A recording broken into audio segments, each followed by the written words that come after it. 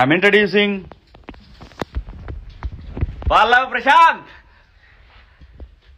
బిడ్డా ఎరా మరి చెప్పరా వాళ్ళందరికి శివన్ ఎక్కడా శివన్ ఎక్కడ ఉంటాడు అది మీ అందరి ప్రేమను గెలుచుకున్నందుకు నిజంగా సంతోషంగా ఉంది. చాలా థ్యాంక్ యూ సో మచ్. మీ ప్రేమ దొరుకుడు ఏ జన్మలో ఏ పుణ్యం చేసుకున్నానో ఈ జన్మలు దొరికింది. అన్న నాకు అన్న లేడు అనుకున్నా. ఈ జన్మకి అన్న నా అన్ననే, చచ్చిపోయేంత వరకు అన్న నాకు అన్ననే. థ్యాంక్ యూ సో మచ్ అన్న. లవ్ యూ అన్న. లవ్ యూ రా. నేను లోపల ఒక రకంగా బయటకు వచ్చినాక ఇంకో రకంగా అట్లా ఉండదు నా క్యారెక్టర్ పాటి మీ అందరికీ తెలిసిపోయింది. ప్రశాంత్ అనేవాడు ఒకటి ఓకే. ఈ ఏజ్లో ఏముంటుందంటే చిన్న చిన్న ఎక్సైట్మెంట్లు వచ్చిన నా కోసం వచ్చారు ఇంతమంది, వీళ్ళని ఎలాగైనా కలవాలి అనే ఒక ఎక్సైట్మెంట్లో చిన్న చిన్న పొరపాట్లు దొర్లుతాయి. దానికి ఆ పొరపాట్లు ఎలా దిద్దుకోవాలో కూడా ఒక 1 వీక్లో మీరు అందరూ చూస్తారు.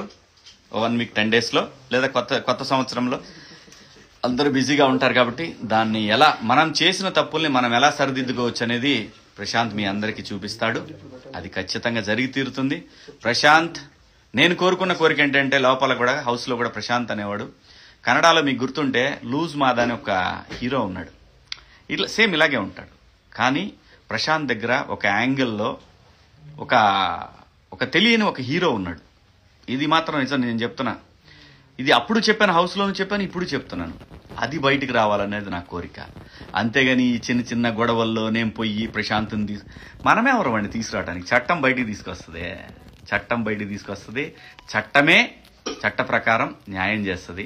ప్రశాంత్కి న్యాయం జరిగింది కాబట్టి మా తల్లి జడ్జమ్మ గారు మంచిగా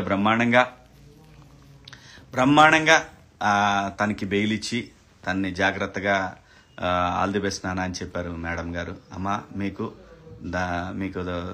నమస్కారం అమ్మ. న్యాయం ఎప్పటికీ న్యాయం వైపు ఉంటుంది, ధర్మం ఎప్పుడు కూడా గెలుస్తుంది. ప్రశాంత్ బాధితుడు, నిందితుడు కూడా కాదు.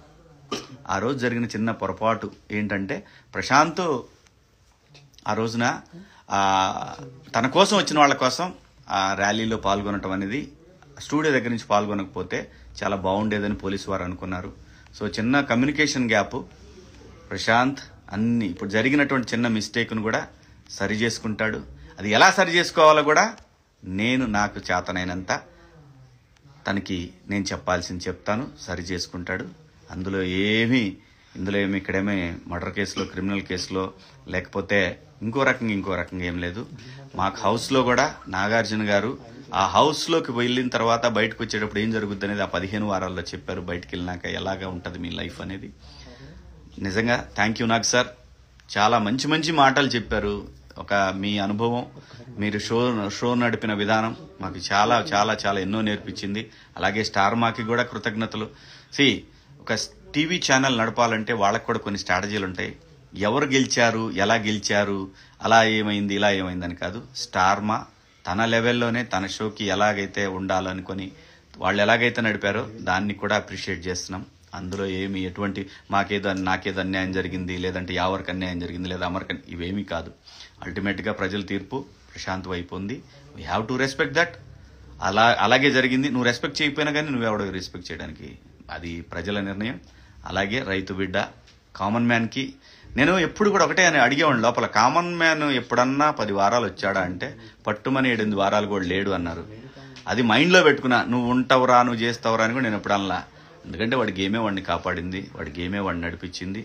సో దాని ప్రకారమే కామన్ మ్యాన్ గెలవాలని మనస్ఫూర్తిగా కోరుకున్నాను. ఆ విధంగానే వాడు గెలిచాడు. మీ అందరి హృదయాలు గెలుచుకున్నాడు. నేను గెలిచినా ఒకటే, వాడు గెలిచినా ఒకటే, ఎవరు గెలిచినా మేము ముగ్గురులో ఎవరు గెలిచినా ఒకటే అనుకున్నాం.